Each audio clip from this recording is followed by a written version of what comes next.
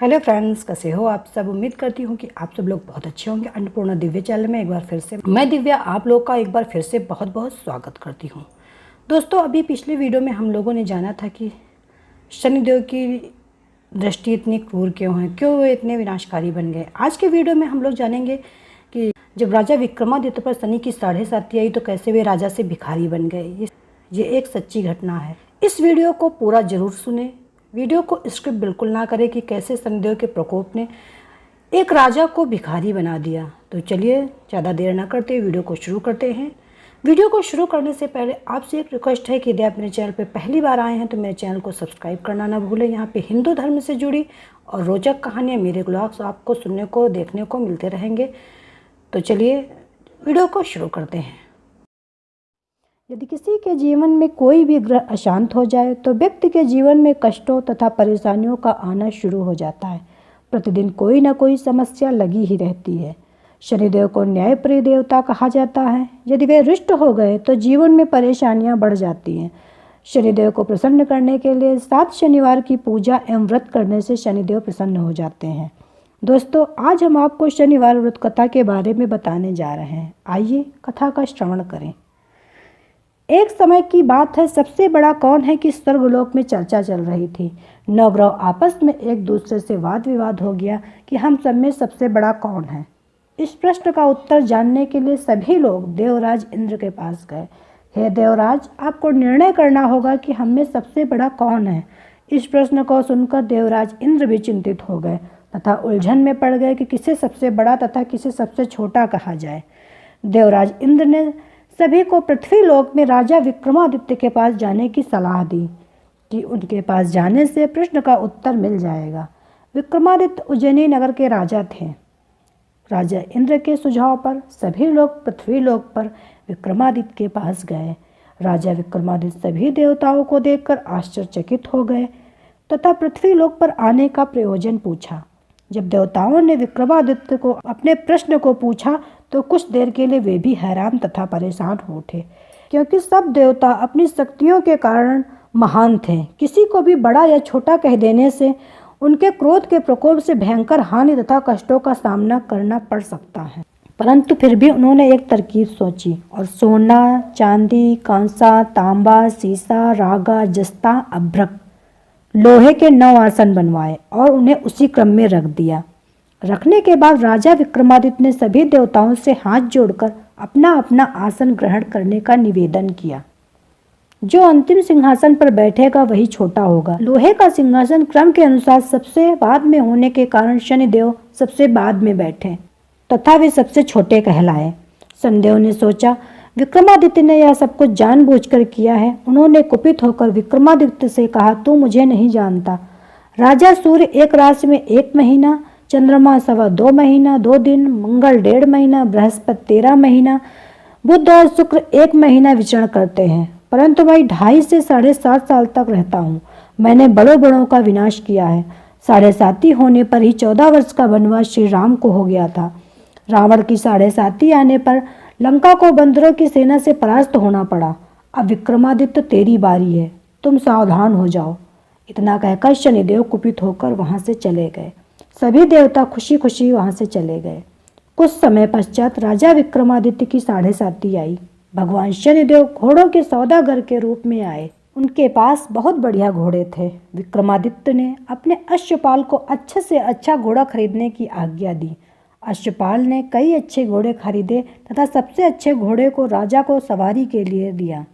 राजा विक्रमादित्य जैसे ही घोड़े पर सवारी करने के लिए बैठे, वह घोड़ा हवा के वेग में बहुत तेजी से भीषण वन की ओर भागा तथा वन में पहुंचते ही अंतर्धान हो गया।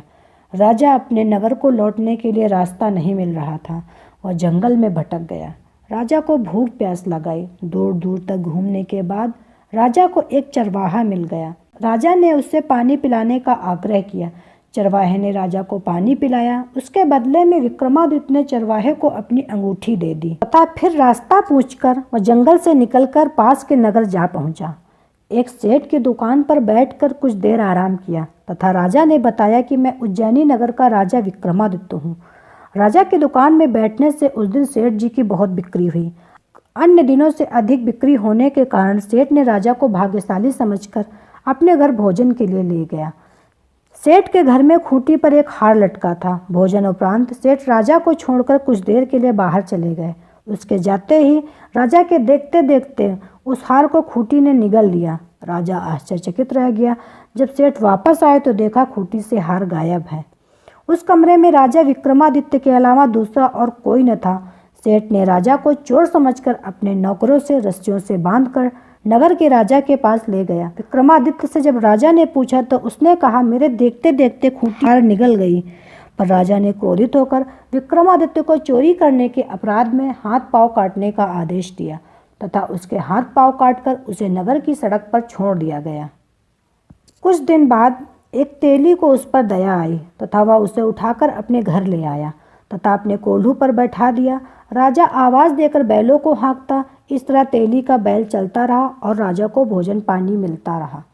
शनि के प्रकोप की 7.5 पूरी होने पर वर्षा ऋतु प्रारंभ हुई। राजा विक्रमादित्य एक रोज रात में मेघ मल्हार गा रहा था तथा उस नगर के राजा की लड़की उस तेली के घर के पास से गुजरी और राजा विक्रमादित्य के मेघ मल्हार से बहुत मोहित हो गई और घर आकर माता पिता से कहने लगी, मुझे उससे शादी करनी है। वह अपंग है यह जानबूझकर भी उसके माता पिता हैरान रह गए और उसकी माँ ने अपनी पुत्री मोहिनी को बहुत समझाया पर वह जिद पर अड़ गई। उसके पिता ने कहा, बहुत सुंदर सुंदर देश विदेश के राजकुमार से तेरी शादी करेंगे। तू जानबूझकर क्यों उस अपंग से शादी करके अपने पाँव पर कुल्हाड़ी मार रही हो। पर राजकुमारी अपनी जिद पर अड़ी रही तथा अन्न जल त्याग दिया और प्राण देने का निश्चय कर लिया। राजकुमारी की जिद के आगे उसके माता पिता को विवश होना पड़ा तथा उन्होंने अपनी पुत्री की शादी अपंग राजा विक्रमादित्य से कर दिया। शादी के बाद राजा विक्रमादित्य और राजकुमारी तेली के घर में रहने लगे। उसी रात शनिदेव ने स्वप्न में राजा विक्रमादित्य से कहा, देख लिया तुमने मेरे प्रकोप को, ये मेरे अपमान का दंड था। राजा विक्रमादित्य ने शनिदेव से अपने द्वारा किए गए अपराध की क्षमा मांगी तथा भगवान से राजा विक्रमादित्य ने हाथ जोड़कर प्रार्थना किया कि जैसे आपने मुझे दुख दिया और किसी को मत देना। शनिदेव बात सुनकर कहा, मैं तुम्हारी प्रार्थना स्वीकार करता हूँ।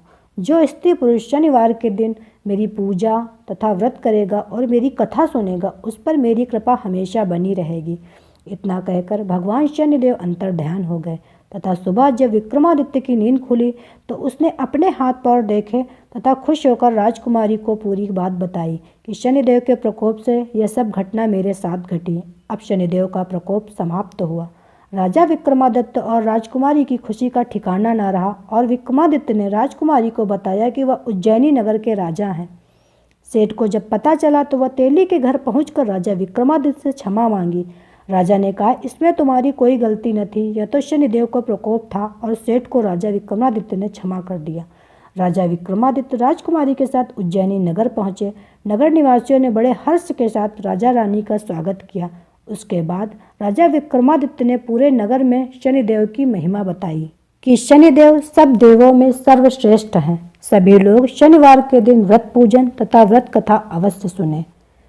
दोस्तों, उम्मीद करती हूँ कि ये कहानी आपको बहुत ही पसंद आई होगी। पसंद होने के साथ साथ ये भी पता चल गया होगा कि शनिदेव का प्रकोप जब बढ़ता है, शनि की 7.5 जब आती है तो क्या प्रलय हो सकता है। तो कैसे राजा विक्रमादित्य को शनि की 7.5 आने पर उनको भिखारी बना दिया। तो मिलते हैं एक नई कहानी के साथ नए वीडियो में, तब तक के लिए bye bye. Subscribe now and press the bell icon. Never miss an update.